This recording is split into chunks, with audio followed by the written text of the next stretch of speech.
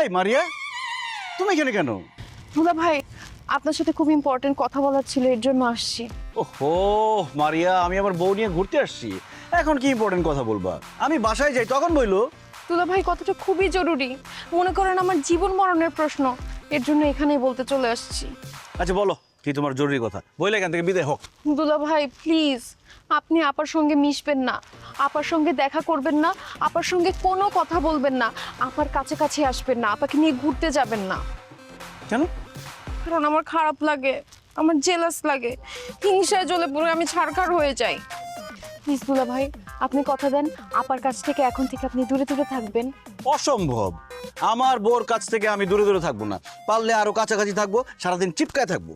আরেকটা জিনিস তো আমি বুঝলাম না, আমি আমার বউর কাছাকাছি থাকলে তোমার হিংসা লাগবে কেন, তোমার খারাপ লাগবে কেন?